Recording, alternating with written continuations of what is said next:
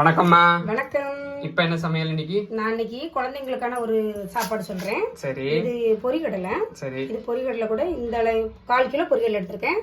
இது 150 கிராம் சீனி போட்டு பொரிகடலை எப்படி கொடுத்தா குழந்தைங்க சாப்பிட மாட்டாங்க. இது சீனி கம்மியா போட்டு திரிச்சு பவுடர் பண்ணி பிள்ளைகளுக்கு கொடுத்தீங்கன்னா உடம்புக்கும் நல்லது.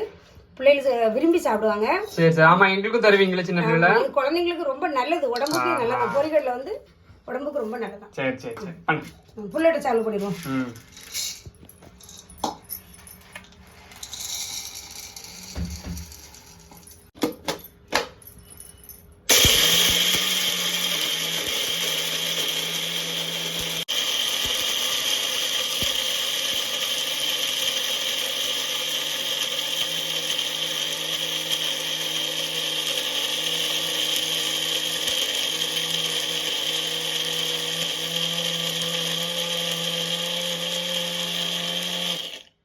சீனி இப்ப போடுறேமா? ஆமா.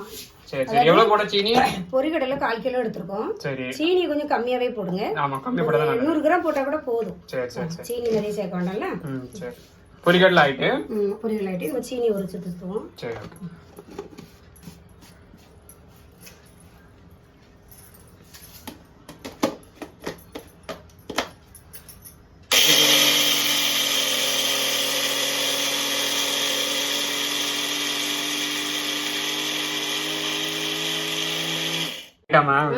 சரி சரி சரி. இது எப்படி பண்ணி வச்சா குழந்தைங்க சாப்பிடுவாங்க? டப்பால போட்டு வச்சுக்கோங்க. இப்ப ஒரு ஸ்பூன் எடுத்து குழந்தைங்களுக்கு தினம் கொடுங்க, ரொம்ப நல்லா இருக்கும். சரி சரி சரி சரி. அம்மா பண்ற எல்லா டிஷ்க்கும் நான் என்னெல்லாம் இன்கிரீடியன்ஸ் இருக்கோ அதை நான் டிஸ்கிரிப்ஷன்ல உங்களுக்கு கொடுத்துட்றேன். யாருக்கெல்லாம் தேவையோ அதை பார்த்துக்கிறேங்க. சரியா? சரி. வணக்கம்மா. வணக்கம்.